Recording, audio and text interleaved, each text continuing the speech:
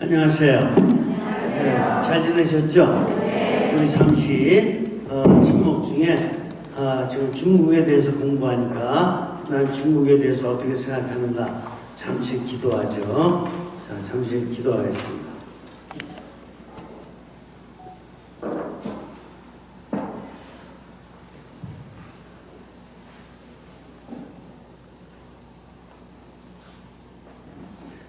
성부와 성자와 성령의 이름으로 아멘. 자, 중국에 대해서 우리가 처음 지금 공부를 갖다가 사실 하는 거예요. 왜냐하면은 중고등학교 내지 대학교 때 좀 공부했지만 그때는 무슨 공부를 한 거냐면은 시험 보려고 시험 공부한 거라 별로 의미 있게 공부를 하지 않았어요, 사실은. 그래서 이제 오늘 한번 이제 이번에는 좀 생각을 좀 잘 해가면서 공부를 하는 거기 때문에 여러분들 그 나름대로 의미가 있을 거예요. 사실 우리가 역사를 안다 그러면 한국 역사 좀 알고 있고 그 다음에 이스라엘 역사 우리 크리스찬이니까 조금 알고 있고 그런데 그것만 알아가지고는 하느님의 뜻을 알기가 어려워요. 전 세계가 다 하느님에 의해서 창조된 거기 때문에 전 세계를 알면 알수록 하느님을 좀 더 깊이 있게 넓게 그렇게 알 수 있는 것이고 그만큼 우리가 전 세계를 잘 해석할 수 있는 힘이 생기는 거예요. 이해가 되시죠? 자, 그러면 지난주 시간에 어디까지 했냐면은 지난주 시간에 수나라에다 말했어요. 수나라가 여기 보면은 600년 되기 때문에 600년 조금 안 되죠. 그때부터 이제 시작을 하는 거니까 지난주 시간에 뭐까지 했냐면은 수나라를 이렇게 이제 통일했던 수 문제가 있어요. 근데 수 문제가 중국을 다 통일하고 나서 보니까 뭐예요? 주변에 보니까 쬐그만 나라들이 있다 이거예요. 그 중에서도 누가 제일 위험하냐 하면은 북한이 그 당시에는 고구려거든요. 신라 백제는 저 남쪽에 있으니까 뭐 별로 아닌데 고구려는 국경을 접하고 있으니까 좀 위험하다 생각할 수가 있어요. 그래서 수나라를 갖다가 통일한 문제 때부터 슬슬 이제 고구려를 침공하게 되는 거죠. 바로 거기서부터 이제 오늘 출발합니다. 수나라라는 초강대국의 출현으로 동아시아는 팽팽한 긴장 상태에 들어갔다. 한반도에서는 삼국이 눈부신 발전을 거듭하여 중국의 분열을 이용하여 고도의 양면의 펼칠 만큼 독자적인 세력으로 성장해 있었다. 그러니까 수나라는 통일되기 전까지는 중국도 분열되어 있었기 때문에 우리나라를 넘볼 수가 없었거든요. 그 사이에 우리나라 고구려 백제 신라는 나름대로 이렇게 발전을 하고 있었다. 그런 뜻이에요. 특히 삼국의 선두주자이며 거란이나 말갈족의 지배를 두고 중국과 국경을 다투는 만주의 실력자 고구려의 존재는 수나라에게 눈에 같이 같은 존재였다.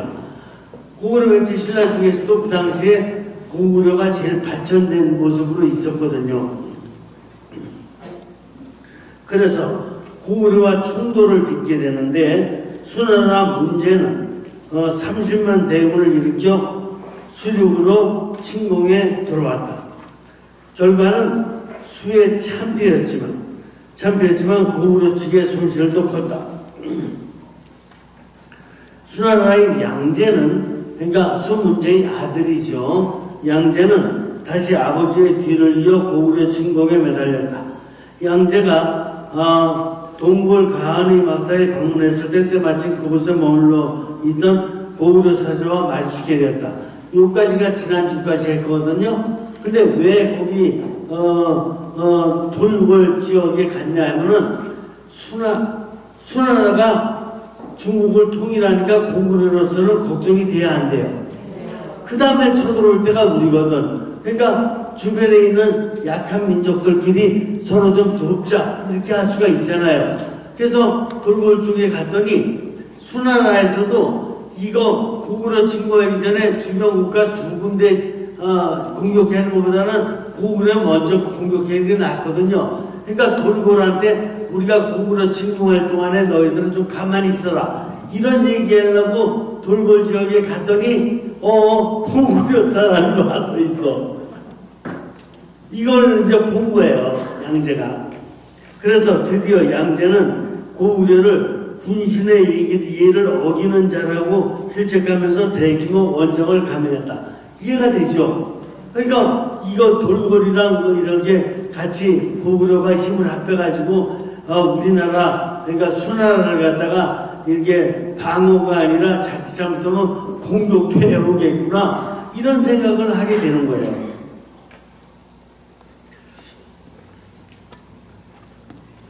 그래서 수군도 대동강을 거슬러 평양 외국까지 진격했으나 고건무가 주의하는 결사대 500명의 습격을 받아 대피했다. 수나라 군대는 할 수 없이 30만 정예로 별동대를 편성하여 평양성 공격에 나섰다.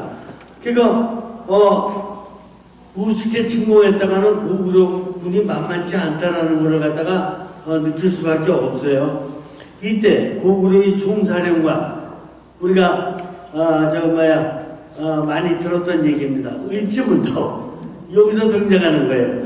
을지문덕은 수의 별동대를 깊숙이 끓여들인 후 일시에 선멸하는 작전을 세워놓고 예정대 후대를 거듭했다. 이게 뭐냐면은 그 수나라 군대가 쳐들어왔을 적에 이게 몇 페이지냐면 154페이지예요. 154페이지 맨 위에요. 이게 수나라 군대가 쳐들어왔을 적에 살살살 이게 뒷걸음질 거예요. 그리고 나서 수나라 군대가 아주 평양까지 깊숙이 들어왔을 적에 그때 이제 한꺼번에 포위 작전으로 하는 거거든요. 이 작전을 누가 제일 많이 썼냐면은 나중에 제가 또 다시 설명할 기회가 있을 텐데 몽골군이 그 중국 또 뭐 이렇게 러시아 또 소유로까지 이렇게 그 다 점령할 적에 가장 많이 쓴 전략이 바로 이 전략이에요. 그래서 일단은 먼저 침공에 들어가는데 침공에 들어갔다가 적군이 막상 이렇게 이제 공격해 오기 시작하면 후퇴하는 거야. 후퇴를 많이 이렇게 하다가 어느 정도 깊숙이 적군이 들어왔을 적에 기마병을 이용해서 말을 이용해서 확 포위를 해버려요. 포위를 해버리면 한 번에 막 당황해가지고 멸망하거든요. 이 작전을 갖다가 을지문덕이 쓰는 거예요, 이제. 수나라 군대는 하루 7번 싸워 7번 이기는 승전을 거듭하며 평양선에 닿았다.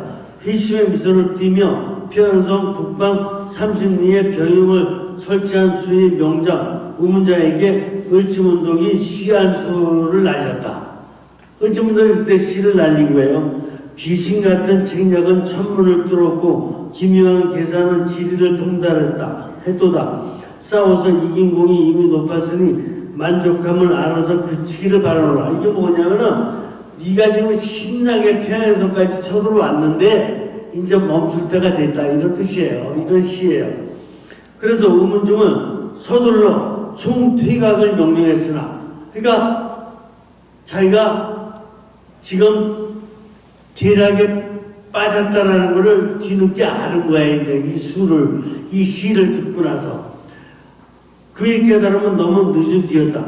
고향을 멀리 떠나온 수나라의 병사들은 이미 지칠 대로 지쳐 있었고 고구려의 복병은 퇴각하는 수나라의 병사들을 사면하면서 공격해 냈다.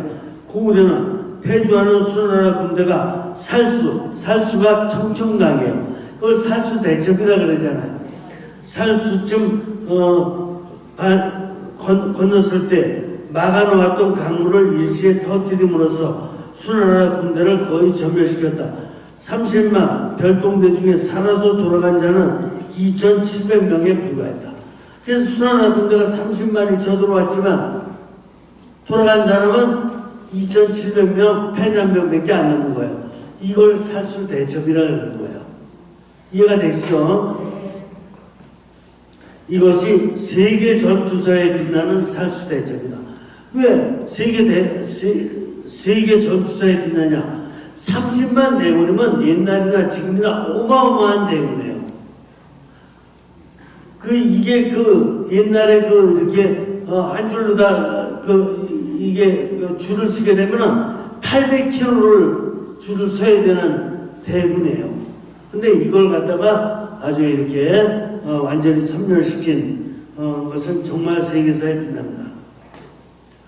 1차 원정에서 뼈아픈 참패를 당한 양제는 다음 해에도 또 그 다음 해에도 고구려 원정을 감행했으나 번번이 실패했다.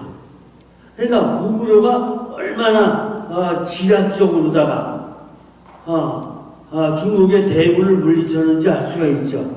수나라 백성들 사이에서는 요동에 가서 개 죽음을 당하지 말자는 노래가 유행했다. 그래서 중국 사람들은 고구려를 넘보기 싫어하는 거야. 이제 어떤 중국 군인도 고구려 침공한다 그러면 중국을 통일한 군대인데도 불구하고 겁나가지고 안 나가려고 그런다는 거야. 자, 수는 고구려 정보를 위해 무리하게 강행한 징발 사역 등으로 민심이 이반되어 2차 원정 때 양영감이 반란을 일으킨 것을 계기로 전국이 반란에 휩쓸려 결국 고구려의 원정이 수나라 멸망의 결정적 요인이 되었다. 그렇게 무리하게 고구려를 계속 침공해 왔기 때문에 결국 이것이 수나라가 멸망하는, 중국이 멸망하는 이것이 원인이 된 거예요. 근데 수나라가 멸망한 데는 바로 고구려 침공이라는 원인도 있지만 또 하나의 원인도 있어요. 이게 155쪽 밑에서 한 5번째 보세요. 이러한 수행도리 속에서도 양제는 사치스러운 생활에 빠져 있었다. 결국 양제는 수나라의 임금이죠. 수나라의 양제는 자신의 친위대장 우문학급에게 살해당함으로써 50년의 생애를 마쳤다. 너무나 막 왕이 사치스러운 생활만 하고 그러니까 그 부하가 보다 못해서 어떻게 됐어요? 수문제를 죽인 거예요. 그때가 618년 수가 건국된 지 불과 2대 37년이 경과되었다. 37년밖에 그 수나라는 연명하지 못했어요. 제가 좀 빠르게 강의하는 것 같은데 왜 그러냐면은 오늘 좀 5분 늦게 강의했는데 이 칠판 지우면 절대로 안 돼요. 칠판은 저만 이렇게 움직일 거예요. 그러니까 절대 이거 지고 제가 좀 빠르게 칠판을 회복하고 지금 하려다 보니까 좀 이렇게 시간상으로 다 급해져 가지고 그래야 되는데 앞으로다가 저거 지우지 마세요. 저 절대로 지우면 안 돼요. 이때 왕이 이제 그 친위대장한테 살해당했잖아요. 제일 비참한 게 자기 친위대장, 자기가 제일 믿는 신봉한테 살해당하는 게 제일 억울한 거예요. 제일 비참한 거고. 이때 주모자가 누구냐? 이렇게 물은 거예요. 죽음 직전 양제의 호통에 돌아온 답변은 다음과 같은 것이었다. 온 천하가 똑같이 원망하고 있습니다. 어찌 한 사람에 그치겠습니까? 그러니까 왕을 죽일 정도면 그게 부하가 오죽하면 왕을 죽이냐고요. 가장 이렇게 믿었던 부하가 죽일 적에는 온 천하가, 온 백성이 당신을 지금 원망하고 있다. 이런 답변이라 합니다. 이것이 156쪽이에요. 자, 책 취재요. 156쪽. 자, 이번엔 당나라로 넘어갑니다. 당나라 군대라는 말이 있다. 일명 군기가 물러난 우압지졸 군대. 그래서 당나라 군대 그러면은 이거는 아주 패잔병이나 마찬가지다 이거예요. 그런 뜻으로 전쟁에서 강한 공격도 못 해보고 패부만 하는 군대를 비유적으로 이야기합니다. 하지만 중국 역대 왕조 중에서 가장 개방적이며 국제적인 제국으로 평가받는 당나라의 군사력은 당시 세계 최강이었다. 수나라는 37년밖에 못 견뎠지만 당나라는 저기 보세요. 당나라 여러분들이 저걸 지워졌네 위에 거. 제가 나중에 다시 또 저걸 됩니다. 618년부터 907년이니까 618년부터 907년이니까 거의 300년 아닙니까? 수나라는 37년밖에 안 되는데 당나라는 거의 300년을 이끄는 거예요.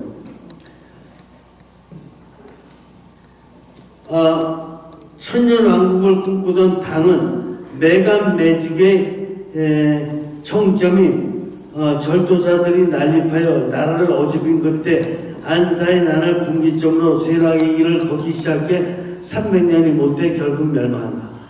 당나라가 이렇게 나름대로의 중앙 집권제를 가지고 강한 군대를 가지고 300년 정도 이끌었는데 결국 300년이 차 못해서 죽은 이유가 있어요. 망한 이유가 있어요. 그것이 지금 여기서 처음 얘기하는 건 뭐예요? 안사의 난이라고 나오고 있죠. 안사의 난이 있었고 그 다음에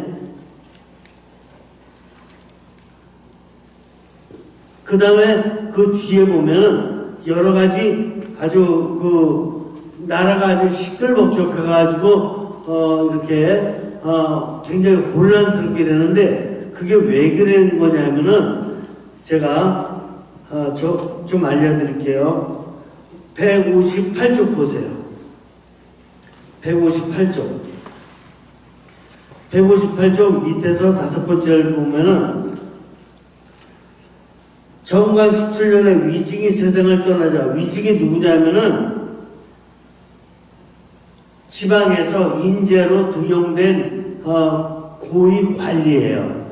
그래서 탕태종이 사실은 이렇게 지방에서도 막 인재를 등용하면서 탕평책을 써가지고 인재 등용을 굉장히 많이 한 사람인데 이 자기가 등용했던 지방 인재 이 사람이 죽었을 적에 태종은 이런 얘기를 했어요. 어떤 얘기냐면 짐은 3개의 거울을 가지고 있었다. 청동으로 거울을 만들어 외관을 바로하고 청동으로 거울을 만들었다는 것은 내 모습을 보기 위한 거잖아요. 그래서 항상 내 외관을 정립했고 역사를 거울로 나라의 흥망성쇠를 알았고 그러니까 역사를 알아야지만이 나라의 흥망성쇠를 알게 되는 거예요. 우리도 지금 중국 역사를 보고 있지만 중국 역사를 보면 중국 역사의 흥망성쇠를 알 수 있는 거예요. 우리나라도 우리나라의 역사를 잘 봐야지만 흥망성쇠를 알 수 있는 거예요. 이 흥망성쇠를 몰랐기 때문에 나중에 제가 우리나라 역사를 설명할 적에 왜 그렇게 나라가 이렇게 임진왜란도 당해가지고 일본한테 그냥 고통도 받았고 병자호란도 당해가지고 중국한테 또 이렇게 고통도 받았고 그 다음에 뭐 이렇게 을사늑약 한일합파 이 엄청나게 많은 고통을 받았는지 그걸 갖다 설명을 해드릴 텐데 이게 역사를 모르기 때문에 위정자들도 역사를 모르고 백성들도 역사를 모르니까 나라가 그냥 외국에 의해서 저렇게 뭐지 임진왜란 병자호란 그 후에는 또 을사늑약 한일합파 일제 36년 이런 고통을 받으면서도 그냥 나라를 읽을 줄을 몰라. 시대의 징표를 못 읽는다 이거예요. 그래서 망한 거예요. 불교도 시대의 징표를 모르니까 고려 말에 불교가 망하잖아요. 조선시대도 유학자들도 있고 똑똑한 사람들도 많았는데 나라의 흥망성쇠를 모르니까 이 조선 500년 후에 결국은 그냥 사색 땅파로다가 얼룩 쪄가지고 그냥 잘난 척만 하고 싸매다가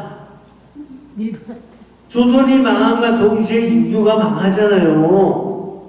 그렇지 않습니까? 지금도 그리스도교도 뭐 정신 좀 똑바로 차려야 되는데 똑바로 차리지 못하고 지금 개신교에서 이게 나름대로 지금 벌어지는 일들을 우리가 보고 있잖아요. 이거 나라도 망치고 그리스도교도 망치고 이러는 일이거든요. 그러니까 국민들은 빨리 시대의 징표, 역사를 읽을 줄 알아야 돼요. 이때 당태종이 했던 얘기가 청동으로다가 내 거울을 만들어서 내 모습, 내 외관을 갖다가 잘 보겠다. 그러나 역사를 잘 봐가지고 역사의 저울로 나라의 흥망성쇠를 잘 알아야 되겠다. 그리고 또 사람을 거울 삼아 잘한 일과 못한 일을 알겠다. 이렇게 얘기했던 사람이 당태종이에요. 그래서 나는 세 개의 거울을 가지고 있다. 이해가 되십니까? 그러니까 나를 바라볼 수 있는 거울도 필요하고 또 역사를 잘 알아가지고 나라의 흥망성쇠를 볼 줄도 알아야 되겠고 또 사람은 사람 상대를 보면 상대를 통해서 나를 보는 거예요. 그래서 사람을 거울로 삼아가지고 내가 올바르게 사는지 잘못 사는지를 갖다 이렇게 알아듣겠다. 이랬던 당태종이거든요. 그래서 자기 신복이 죽었을 적에 어떻게 되는 거예요? 무척 마음을 아파했던 거예요. 이랬던 당태종인데 보셔요. 당나라의 말년에 몇 쪽을 보냐면 160쪽 보세요. 160쪽 밑에서 한 7번째 줄. 당나라의 말년에 어떤 왕이 있었냐면 현종이라는 말이 있었어요. 왕이 있었어, 왕이. 현종은 말년에 양귀비에 빠져 정사를 돌보지 않아 당나라가 융성해서 쇠락으로 넘어가는 단초를 제공했다. 양귀비 아시잖아요, 그죠? 양귀비가 몇 년을 살았냐면은 719년에서 756년까지 37살밖에 안 살았어. 37살밖에 안 살았는데 양귀비는 전 세계 사람들이 다 알아. 왜냐면 당나라 그렇게 그 당시에 막 그냥 이렇게 발전하고 흥했던 나라가 양귀비 때문에 망해가는 거거든. 그러면 잘생긴 게 뭐가 나쁘냐 알지 모르지만 자기가 잘생겼으면 잘생긴 거 가지고 왕이 좋은 역할을 하도록 해야 되잖아요. 자기가 잘생겼으면 잘생겨가지고 남편이 좋은 역할을 하도록 해야 되잖아요. 자기가 잘생겼으면 잘생겨가지고 누구든지 좋은 역할을 하는데 써야 되잖아. 근데 잘생긴 거 가지고 만일에 그 사창가에 가서 그냥 이렇게 고위 공무원들 만나고 술만 먹으면서 그 공무원들이 나쁜 짓 하도록 만든다든가. 우리나라에 그런 거 많았죠. 기생들이 다 고위 공직자들 다 나쁘게 만들었던 거 아니에요? 그런 일들이 많이 있었잖아요. 그래서 이때 보세요. 양귀비의 본명은 160조 밑에서 네 번째 줄. 양귀비의 본명은 양목환으로 원래 현종의 18번째 아들인 이모의 아내였다. 사랑하던 무예비를 잃고 시기에 빠져있던 현종은 며느리 옥환의 이모에 빠져 아들 이모에게는 다른 여자를 아내로 주고 뭐야? 자기 아들의 부인인데 자기 아들한테는 다른 여자를 새겨놔. 그리고 다른 여자를 주고 저는 뭐야? 지 아들의 부인을 뺏어가지고 그녀를 후궁으로 삼았다. 그리하여 현종은 며느리 양귀비에게 빠져 간신인 일인보와 양국충 황간인 고려사에게 모든 정사를 맡겼다. 그리고 뭐 했어요? 아니 아들의 부인을 뺏었으면은 아들 목까지 더 좀 국정을 잘 돌봐야지 맞잖아요.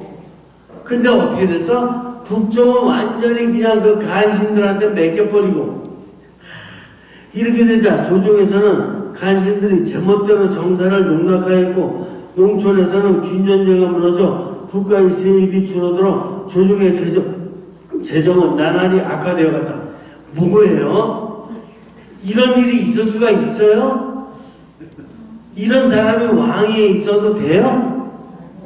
인륜을 다 버리고 자기 아들의 부인을 뺏어가지고 지 처음으로 만들고 아들한테는 다른 여자 주고, 그러고 나서 그 처방을 놀아나면서 나라 이런 간신들한테 먹이고, 이게 될 법한, 이게 이 세상에서 있었던, 이게 중국이라는 큰 나라에서 왕이라는 가장 높은 직책에 있는 사람이 했던 일이에요. 그러면 나라가 망하겠어요? 안 망하겠어요? 망해요. 우리나라도 이런 왕들이 있어요? 없어요? 대통령이 뭐 하는 거냐고 도대체가 국민들의 그 어려움을 보거나 그러지는 않고 자기만 대통령 되면 되는 거야? 그래요? 우리 백성들이 얼마나 어려움을 딛고 일어나서 정말 살았던 한민족인데 지금도 너무나 어지럽지 않아요? 백성들은 마음 아파 죽겠는데 대통령 될 만한 사람들은 실제로 다 있는 거예요? 마음 아프지 않아요? 저런 사람들한테 우리 자녀 맡긴다라는 게 마음 아프지 않아요? 제가 정치 얘기하는 게 아니에요. 우리나라의 제가 나중에 설명해 드릴게요. 우리나라 역사 설명할 때 정확히 말씀드릴게요. 우리나라의 왕이 거의 한 250명 정도 돼요. 그렇게 많은데 삼국시대부터 조선시대까지 왕이 그래요. 대통령도 12명이나 돼. 그 중에서 왕이든 대통령이든 제대로 된 사람 여러분들 5명만 얘기해 볼래요? 거의 300명 중에서 있어요? 제가 얼마나 마음 아픈지 알아요? 근데도 왜 제가 왕 안 내느냐? 제가 신앙이니까. 제가 왕 중에 왕 하나님을 알고 있으니까 다 마음을 정리해 가면서 그래도 조금 화가 날 적에는 약간은 좀 이렇게 표정이라도 짓는 게 맞아요? 안 맞아요? 맞죠? 우리 백성들이 고통받았던 걸 생각을 해보면 얼마나 더더군다나 백성들 중에 70, 80%가 노예같이 살았어요. 삼국시대부터 있었던 노예가 우리나라 역사 전체를 다 보면 알지만 정말 노예로다가 끝까지 이시조선 시대까지 노예로다 살았고 지금도 농민 노동자들은 그냥 세금만 내가면서 거의 노예 비슷한 그런 삶을 사는 사람이 얼마나 많은지 몰라요. 알겠습니까? 정신 똑바로 차려야지. 백성들은 그래도 그런 가운데서도 정말 조금의 부족함이 있을지 모르지만 얼마나 열심히 사는지 몰라요. 그런데 뭐야? 위정자들은 뭐야? 다 큰 돈 도둑질하고 큰 돈 문제 생기고 이럴 때마다 다 누구예요? 농민이 그랬어요? 노동자가 그랬다고?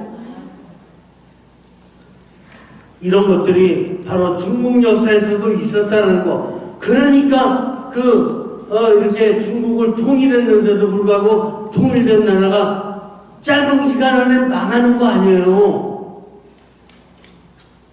망할 정도가 아니에요. 조금 더 제가 설명을 계속 하겠는데, 자, 저기 보세요. 164쪽 보세요. 164쪽 중간 정도 보면 찬란한 문화와 국제적인 문화를 자랑하던 당나라는 한사의 난을 계기로 과거의 영화는 소실되고 사고로 일된다. 이 아시겠어요? 그러니까 왕들이 저렇게 양귀비에 빠져서 양귀비가 나쁘다는 게 아니라 왜 이 세상에 이쁘게 태어난 게 뭐가 나쁘냐고. 절대로 나쁜 건 아니에요. 근데 왜 그 사람이 이쁜 모습으로 그냥 그대로 살도록 볼 줄을 모르고 왜 그 사람을 왜 내 걸로 다 만들어야 되냐고. 안 그래요? 그래요. 그리고 또 양귀비도 마찬가지야. 자기가 아름답게 태어났으면 아름답게 태어나만큼 아름답게 살면 되지. 뭐가 권력이 뭐가 좋다고 왕한테 가서 그날 자기 왕의 아들하고 결혼해서 살았으면 그걸 다 만족하고 감사하고 이러면 사는 되지. 어떻게 자기 또 결혼했던 아들을 버리고 왕한테 가서 들러붙어서 그냥 오늘 죽으면 어때? 왜 그렇게 사냐고요? 안 그래요? 오늘 죽어도 그렇게 살면 안 되지. 그리고 왕한테 가서 그날 가서 얘기를 해야지. 당신이 잘못된 겁니다. 당신은 아들을 그렇게 하면 못 쓰는 겁니다. 얘기를 해야지. 근데 그런 식으로 둘이 다 그냥 짝꿍이 돼가지고 잘못된 짓 하니까 지금 안사의 난이 일어나잖아요. 안사의 난이. 안 그렇습니까? 그리고 안사에 난 정도가 아니에요. 이제 165쪽 보세요. 165쪽 맨 아래쪽 보면은 이제는 황소까지도 못 살겠대. 사람은 둘째 치고. 그래서 이때 884년에 황소의 난이 일어나. 황소의 난이. 사람들이 난을 일으키는 건 둘째 치고 왕들이 저 권력자들이 저렇게 하고 있으니까 황소까지 못 살겠다는 거야. 황소의 난. 그건 나오잖아요. 황소의 난으로 불리며 10년간 전국을 들끓게 했다. 이해가 되십니까? 그러니까 전국이 완전히 난만 일어나고 있는 거예요. 못 살겠다고. 안 되죠? 우리나라는 지금 강남 지역이 그냥 난으로다가 들끓고 있죠. 왜 그러느냐? 거기가 제일 부자들만 사는 데거든요. 거기에서 부동산 문제를 한다는 것은 정말 하나님 앞에서 반성해야 될 일이에요. 거기는 한 평당 얼마요? 저는 동계산을 안 하는 신분이니까 얼마인지는 모르겠는데 거기 아파트 값이면은 아마 여기 마을 전체를 살걸요. 그렇지 않습니까? 근데 거기서도 부동산 문제보다 들끓고 있다는 건 양심이 없는 일 아니에요. 그리고 자녀들도 다 뭐 메꾼다네요. 거기 가야지 뭐 인류대학 간다며. 이런 식으로 다 잘못된 삐뚤게 사는 데가 돈 많은 데란 말이에요. 옛날에 이렇게 중국 같은 나라도 왕실에서 왕과 함께 귀족들이 진짜 민족을 위한 간신 역할, 자기 사치 생활하고 이러는 게 다 간신 역할 아니에요? 그렇듯이 나라도 지역적으로 다 강남 같은 데가 우리나라의 최고 위험한 짓이라는 걸 솔직히 얘기할 줄 알아야 되고, 그 사람들을 정말 반성하게 해가지고 당신들이 정말 노동자, 농민, 어촌의 어민들, 광산에 있는 사람들 어떻게 사는지는 가서 그런 사람들을 견학시켜야 되잖아요. 안 그렇습니까? 견학시켜가지고 당신들 좀 이렇게 가진 것도 좀 나눠서 쓸 줄 알고 정말 정신 좀 바르게 가졌으면 좋겠다. 근데 매일 부동산 문제라는 게 다 그들 문제지. 근데 저기 나 농촌에서 부동산 문제 생기는 거 못 봤어요. 할머님 봤어요? 할머니도 못 보셨잖아. 언제 저 시골에서 부동산 문제 나고 이런 게 어딨어요? 어촌에서 부동산 문제 나고 강원도 산골에서 삼척에서 언제 부동산 문제 났냐고. 왜 일하라고 왜 부동산 문제 때문에. 부동산은 불로소득 아니에요. 정당하게 자기가 열심히 일해서 광산에서 석탄을 캐든 뭐 캐든 정당하게 돈 벌어서 살아야지 맞지. 부동산 가격이 올라가지고 살아간다는 게 우리 민족 고생 더 해야 되는 거예요. 안 그렇습니까? 누가 고생 더 해야 돼요? 농민, 노동자가 아니라 저 부자들. 정말 강남에 산다고 다 나쁜 사람들은 절대로 아니지만 저렇게 살면은 하느님 대전에서 칭찬 받겠어요? 하느님 대전에서 그래 너 돈 많이 벌고 살았다 그래가지고 거기 표창 받을 것 같아요? 절대로. 그러면 똑바로 이런 거 갖다가 얘기해주는 위정자가 좀 있어야 되는데 우리나라에 그런 사람이 없잖아요. 강남 쪽 사람들하고 오히려 그냥 이렇게 해가지고 어떻게 해서라도 좀 뒤로다가 좀 뭐나 받을까 이런 식으로다가 학교 선생들이 있고 이런 식으로다가 공무원들이 있고 이러면 안 되잖아요. 안 그래요? 제가 목소리 높여도 대답도 안 하시죠. 아니 저는 할 얘기 아니잖아요. 제 신부잖아요. 틀렸다고요? 맞는다고요? 절대로 그러면 안 됩니다. 그러면 벌 받습니다. 이렇게 당나라가 한때는 그냥 막 어마어마하게 발전을 이루고서 이러다가 머지않아 말년에 왕들의 부패, 왕들의 부귀영화 이것 때문에 나라 전체가 망했듯이 우리나라도 부자들 몇 명이 권력자들 몇 명이 잘못 그것을 사용하게 되면 나라를 망친다는 것 이걸 갖다가 잊어서는 절대로 안 될 것입니다. 자, 그 다음에 그러니까 무슨 일이 벌어지냐? 이제 174쪽 보세요. 174쪽 5대 19 이거는 안 읽어봐도 다 알아요.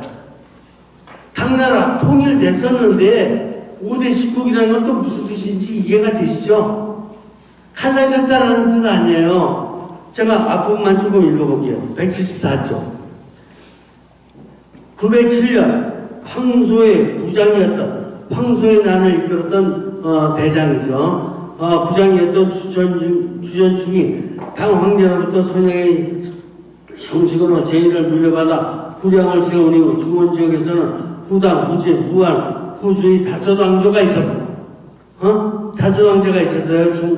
중앙지대에서는. 그러니까 우리나라로 보면 대전 지역이죠. 대전 지역에서 이제 다섯 왕조가 있었고, 사가들이 그 이전에 존재했던 같은 이름의 왕조와 구별하기 위해 앞에 후자를 붙였다. 그 외의 지역에서는, 그러니까 남쪽 지역이라든가 북쪽 지역에서는 오, 남당, 5월, 민, 형남, 초, 남한, 전초, 후초, 북한은 10국이 할거했다. 이 시기를 우리는 5대 혹은 5대 10국 시기라고 지칭한다. 그러니까 중원 지역에서는 5개의 나라로 갈라져 있었고, 남쪽과 북쪽에서는 합해서 10개가 또 나눠져 있으니까 5대 10국으로 다 나눠졌다는 것은 뭐 했다는 얘기예요? 매일 싸움만 하는 거야. 서로 간에. 말도 못해요. 엄청나게 싸움만 하는 거예요. 이렇게 싸움만 하고 있었을 적에 통일시키는 사람이 나오겠어요? 안 나오겠어요? 이걸 176조 밑에서 한 7번째, 8번째 줄 보세요. 제가 페이지까지 가르쳐드리는 이유가 있어요. 꼭 읽어보시라고 가서. 책 없는 사람은 나가서 달라 그러셔요. 돈 없으면은 미신분한테 그냥 달래요. 미신분님만큼 교우분들 위에 그 아끼는 신부님들 다 해요. 제가 얘기하기가 어려워. 근데 미신분한테 그냥 달래요. 달래서 그냥 돈 없는 사람 달래. 그러면 미신분이 주셔요. 그 7번째 줄 보시면 밑에 그가 뿌린 통일의 씨앗을 거두어 들인 자는 송대저 조광훈이었다. 가난한 군인의 아들로 태어나 하루끼니를 걱정하던 그는 난세를 만나 300년 송나라의 태조가 된 것이다. 세종이 죽고 그의 아들 공자가 7세의 나이로 즉위하자 당시 금군 사령관이었던 조광훈이 쿠데타를 일으켜 왕위를 찬탈하고 송왕조를 개창했다. 어떻게 되는 거예요? 이제 나라가 얼마나 형편없으면 그 후임을 이을 왕을 갖다 제대로 세우지 못했냐고 하고 7살인데 걔를 왕으로 세우는 거야. 그럼 걔지 뭐 조그만 앤데 어린아이를 왕으로 7세를 세워놨으니 나라가 되겠어요? 그러면 뭐 하겠어? 7세를 세워놓고 나면 또 그거 얼마나 많이 또 주변에서 또 위척이니 무슨 척이니 해가지고 그냥 그 얼마나 많이 그 가진들이 나타날까. 그래서 조광훈이 그걸 갖다가 이제 쿠데타를 일으킨 거야. 그래가지고 송왕조를 세우는 거예요. 근데 이 조광훈이 어떤 사람이에요? 가난한 군인의 아들로 태어나. 아버지가 아마 하사였던 것 같아. 가난한 군인의 아들로 태어나 하루하루 끼니가 걱정되는 사람이에요. 하루하루 끼니를 걱정하면서 사는 사람인데 이거만큼은 못 봐주겠는 거야. 저 왕들이 해는 짓이 너무 산지 부리고 막 그러고 난 다음에 후임 하나도 제대로 이렇게 세우지 못하고 7살 난 애가 후임이 될 정도로다가 너무 잘못을 많이 해놓은 이걸 그냥 들여다볼 수가 없는 거야. 아시겠습니까? 그런 상황이기 때문에 쿠데타를 일으켜서 세운 나라가 송나라예요. 이해가 되시죠? 177쪽에 한 7번째 줄 내려보세요. 세종이 959년에 세종이 불행하게도 세상을 떠났다. 이후 7살에 불과한 공자가 계승하였으나 조광훈이 근위병의 추대를 받아 천자의 자리에 올라 송나라를 건국하였다. 이때가 서기 960년 되었다. 자, 그 다음에 179쪽 179쪽 밑에서 두 번째 줄. 태조 조광유는 후주에서 정한 선남 부북 먼저 남쪽을 평정하고 후에 북쪽을 평정하는 방침에 따라 중국 통일에 따랐다. 그러니까 남쪽을 먼저 평정한 다음에 북쪽을 평정하자 이런 뜻이에요. 이거 인천 상륙작전하고 비슷해요. 인천 상륙작전도 메가더먼서 들어와가지고 먼저 어디를 갔다가 이렇게 먼저 정복했어요? 남쪽. 물론 중부 지방은 먼저 이렇게 좀 건드렸지만 남쪽 그 다음에 북쪽으로 쳐 올라가고 많이 올라갔을 적에 중공군이 오는 바람에 다시 일사후퇴를 하고 말았지만 그런 방법이에요.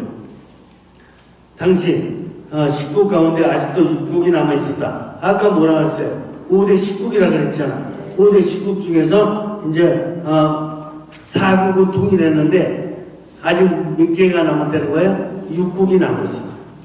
아직 6국이 남았어요. 즉 북쪽에 북한, 남쪽에 남평, 후쪽, 남한, 남다 이까지 지방 이름은 다 잊어버려도 돼요. 1, 2, 3, 4, 5, 6 남았다. 이게 보면 돼요. 그죠? 태조는 우선 북쪽의 거란과 북한에 대한 방어를 튼튼히 하면서 먼저 남쪽 가운데 비교적 약한 나라부터 공격하기 시작했다. 조광유는 견덕 원년에 호남에서도 세력이 약한 형남에게 길을 빌려달라고 요구했다. 이게 방법이야. 하나. 옛날부터 이게 침공 방법이에요. 일본도 우리나라에 와서 뭐라 그랬어요? 우리가 중국을 칠 테니 길을 비켜달라 이랬잖아. 그리고 안 비켜주면 뭐 하는 거야? 안 비켜주면 그건 구실에 불과한 거니까. 안 비켜주면 뭐 할 것도 없지 뭐 그냥 눈에 닥치는 대로 자기네들은 수구총 가졌고 우리는 뭐 칼 갖고 있으니까 그냥 무작위로다가 막 그냥 점령하는 거죠 뭐. 그렇죠. 옛날에도 이 방법이에요. 조광유는 형남에게 길을 빌려달라고 요구했다. 형남은 이를 거절할 수 없었기 때문에 허락하여 송군의 이웃을 통하여 강릉을 점령하였다. 이런 식으로다가 점령해 가는 거예요. 다음에 송광은 장강을 따라 후축을 공격하여 멸망시켰다. 그리고 두 차례에 걸쳐 북한에 도전하였으나 모두 실패하고 다시 남쪽으로 내려가 남한을 공격하여 항복받았다. 이런 식으로다가 이제 정복 사업이 이루어지는 것입니다. 밑에서 네 번째 줄 180쪽 이렇게 태조시대에 강남에 할가하던 여러 나라는 멸망하여 천하가 거의 평정되었으나 산시에 북한은 거란의 원조가 있어 그의 평정은 태종시대로. 태종은 누구냐 하면은 이제 태조보다 그 후대 시대에 와서 이제 승려가 되는 거야. 이스라엘로 따지면 뭐냐? 이스라엘로 따지면 이제 판관 시대부터 해서 이스라엘 점령이 이루어지잖아요. 여호수아 때 이제 이스라엘로다가 들어가서 이제 판관 시대를 거쳐서 남과 북을 어느 정도 점령하는데 예루살렘은 점령 못하잖아. 그죠? 예루살렘은 점령 못해요. 점령 못해. 예루살렘은 누구 때 점령돼요? 다윗 왕 때. 그래서 다윗 때 예루살렘은 점령되는 거예요. 이거와 마찬가지로다가 지금 이렇게 후대에 들어가서야 5대 10국이 다 점령되는 거예요. 그래서 송나라가 건국되는 거예요. 아시겠죠? 그렇지. 뭐 아주 훌륭하신 분들이니까 금방 알아듣으시죠. 어서 감사. 일단은 제가 5분 늦게 시작했지만은 지금 40분 됐기 때문에 일단 쉬었다 해줘. 10분. 신부님 간식도 있어요? 간식 있대요. 간식 드시고.